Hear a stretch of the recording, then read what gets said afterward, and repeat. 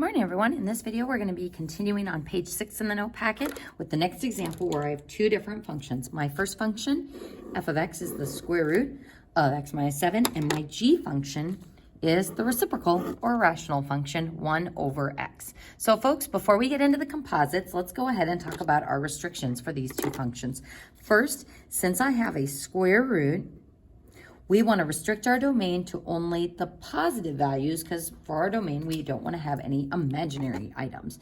So we set our radicand, x minus 7, as greater than or equal to 0. So x needs to be greater than or equal to 7. So again, it's a restriction on what our x values need to be. Now for our g function, because we are dividing by a variable, our g function has a restriction that x cannot be equal to 0, because that would make this dividing by 0. So this is all real numbers except 0. This one is all values from 7 to the right. So bracket 7 to infinity. So folks, we're going to start by finding f of g of x, or plugging my g function, the inner function, into my f function. So if I wanted to find f of 2, it'd be radical 2 minus 7. But if I want to find f of g of x, it'll be radical g of x minus 7. So my f shell is square root of something minus 7. And what are we going to put in for that something, or in for that input? We're going to put in g of x. So our g function is 1 over x. So 1 over x minus 7. Now, folks, up here, I did this fancy thing to write these as one fraction. When you encounter these square root functions, there's oftentimes not much you're really going to be able to do to simplify. So f of g of x is just going to be equal to that nasty little radical. And that's our final answer. Notice in the notes I have crossed off the domain on this one. That is because it is super nasty to find the composite with this square root. So you won't have any that hard on the homework, so you can go ahead and skip that one.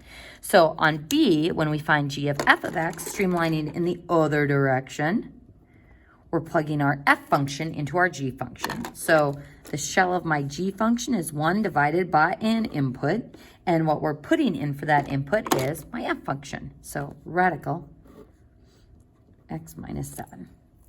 So this is what our composite is equal to, g of f of x. Now I know that a lot of you are probably looking at that going, having that square root in the denominator is a bad thing. We're not going to worry about rationalizing the denominators for right now. That's something we're going to get lots of practice with once we get into the trig chapter. So that is good enough as far as simplifying that for our final answer. So folks, now the tough part, considering the restrictions. Our inner function restriction is that x needs to be greater than or equal to 7. Now, I don't have to worry about this one because, again, that's my outer functions restriction. So I only need to worry about the inner function restrictions and any restrictions on this final equation. Now, this equation has a square root, so my composite has that same restriction that x minus 7 needs to be greater than or equal to 0. And x needs to be greater than or equal to 7. So right now, my inner composite have the same restrictions, but there is a second restriction on this function, and that's because that square root is in the denominator. Remember, folks, anytime you have a denominator, you have to ensure that you aren't dividing by a value that would make it dividing by 0. So my additional restriction is that x cannot be equal to 7. So folks, if we consider all three of these restrictions, my inner function says greater than or equal to 7.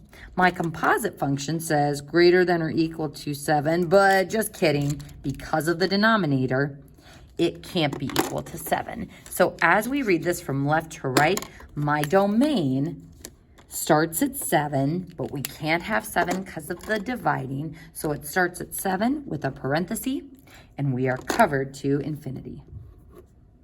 Oof, and that is my domain for that one. Now, my final piece of this one is finding g of f of 2. Now, if I look at my composite, g of f of x is 2 on my domain. No, so this is not in the domain, this value of 2, so not in the domain. sad face. Because 2 would be over here somewhere. So it's not in the domain, so it wouldn't work if I plugged in that value. And folks, if you don't believe me, let's go ahead and try finding what f of 2 is equal to. So f of 2 would give me, let's see, 2 minus 7, which is I rad 5. So if I get an imaginary output when I start with my f function, am I going to plug that imaginary stuff into my g function then? No. So we don't even need to show any of that work. We can see that it's not on the domain. So g of f of 2, we can say DNE does not exist.